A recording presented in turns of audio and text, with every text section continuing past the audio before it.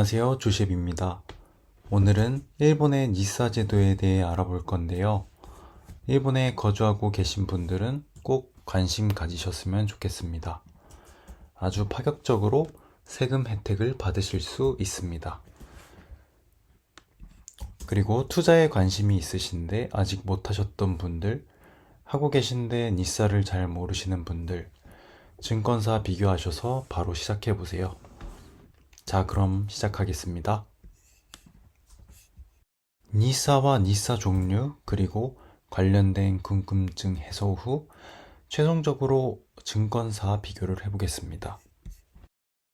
니사란 영국의 ISA 계좌를 모델로 만들어졌습니다.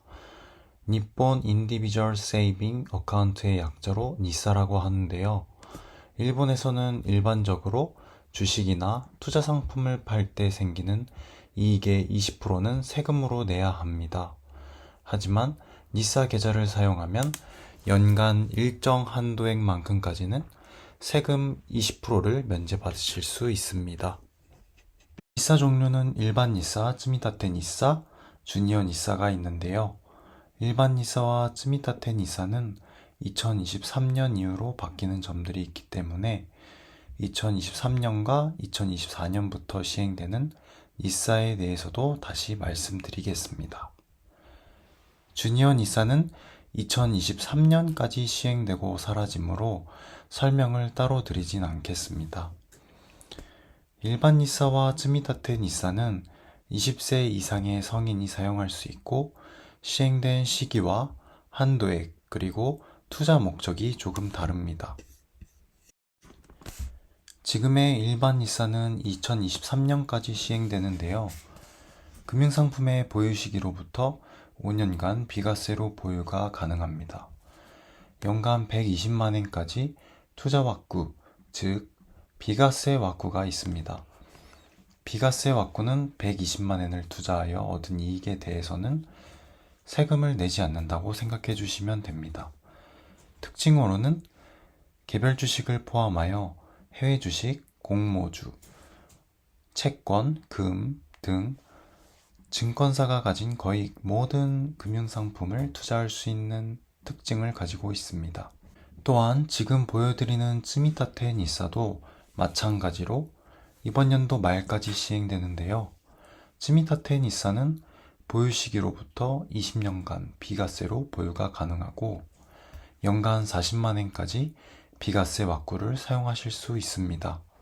특징으로는 일반 니사와 다르게 개별 주식과 해외 주식들을 못하고 정해진 투자 신탁만이 이용 가능합니다. 투자 신탁은 운용사가 관리해주는 금융상품들을 말합니다. 직접 주식을 사서 관리하지 못한다는 뜻입니다. 그러면 가장 중요한 신니사에 대해 알아보겠습니다. 신니사는 성장니사, 츠미타테 니사가 있습니다. 성장니사가 기존의 일반 니사라고 보시면 됩니다. 크게 바뀐 점은 연간 투자 왁구인데요. 츠미타테는 40만에서 120만엔으로 3배가 올랐고요. 일반 니사는 120만엔에서 240만엔으로 2배가 늘어났습니다. 정말 매력적인 것은 츠미타테와 성장니사 모두 비과세 기간이 무기한으로 바뀌었다는 점입니다. 새로운 점은 1800만엔의 한도액에 대해서는 투자 왁구를 재이용할 수 있다는 것입니다. 숫자로 예로 들면 제가 1800만엔어치 주식을 보유하고 있는데 100만엔어치를 팔았다면 100만엔어치 투자 왁구가 사라진 것이 아니라 다시 100만엔 분만큼 비과세로 투자가 가능하다는 말입니다. 아쉬운 점으로는 기존 투자했던 니사들이 이전되지 않는 것입니다. 저도 이 부분을 좀 바랬던 것 같습니다. 사용 방법으로는 성장 니사를 최대한 활용하고 계신 분들은 1200만엔까지 꽉꽉 채우시고 600만엔은 투자 신탁으로 이용하실 수 있고요. 츠미타테 니사를 원하시는 분들은 1800만엔 최대로 그냥 이용하실 수 있습니다. 설명이 길었는데요. 신니사에 대해 중요한 점만 정리해 보겠습니다. 첫 번째는 비과세 기간이 무효화된 것이고요. 두 번째, 계좌 개설 기간이 영구화되었습니다. 세 번째는 연간 니사 투자枠が증가했고요. 네 번째로는 최대 투자 한도액이 1,800만 엔으로 정해졌고 1,800만 엔 내에서 비과세枠が 재용 가능합니다. 하지만 성장 니사는 1,200만 엔까지 가능합니다. 다음은 니사에 대한 궁금증을 해소해 보겠습니다. 일본 금융청 페이지에 게시된 Q&A인데요. 첫 번째는 비과세 보유 한도액에 대해서는 매입액 베이스로 관리되는 것인가요? 네, 맞습니다. 비과세 보유 한도액은 매입 잔액으로 관리됩니다. 그래서 니사 계좌 내에 상품을 매각했을 경우에는 해당 상품의 비과세枠를 재용할 수 있게 됩니다. 두 번째 질문입니다. 새로운 니사 제도에서는 비과세 보유 한도액 1,800만 엔까지 라고 하는데 금융기관은 변경할 수 있을까요? 네, 금융기관 변경할 수 있습니다. 이용자 각각의 비과세 보유 한도액에 대해서는 국세청에서 일괄 관리를 실시하는 것으로 되어 있습니다.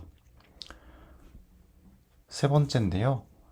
츠미타테 니사와 성장 니사를 별도의 금융기관에서 이용할 수 있나요?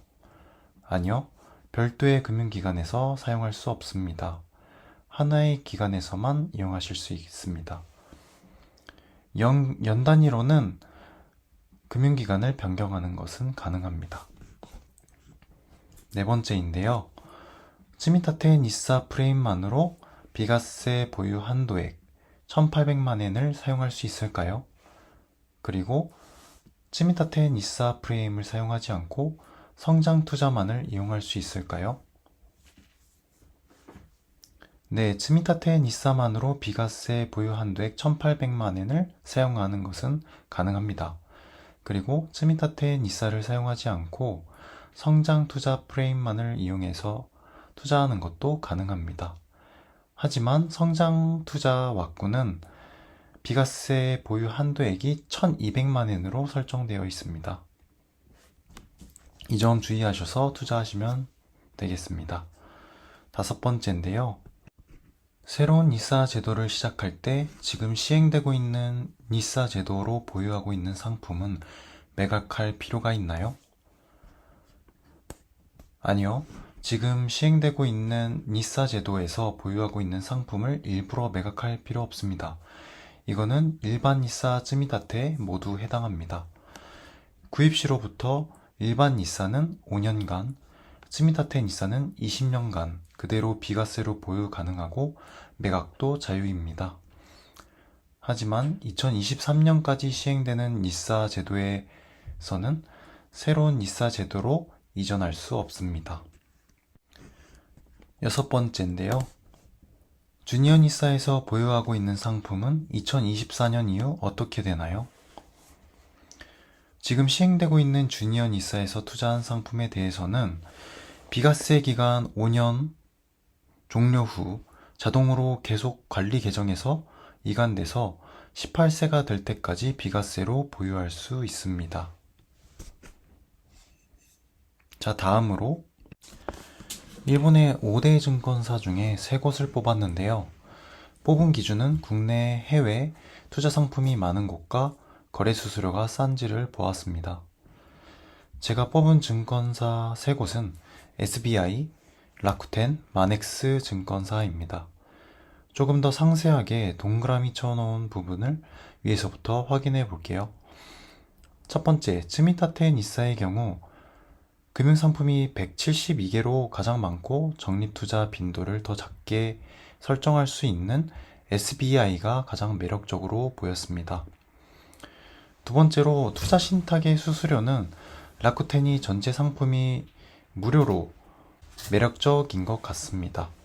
세 번째로 저는 공모주 투자를 하진 않지만 하시는 분들이 상당히 많으신 것 같아요. 그래서 공모주 수가 가장 많은 곳을 보면 SBI입니다.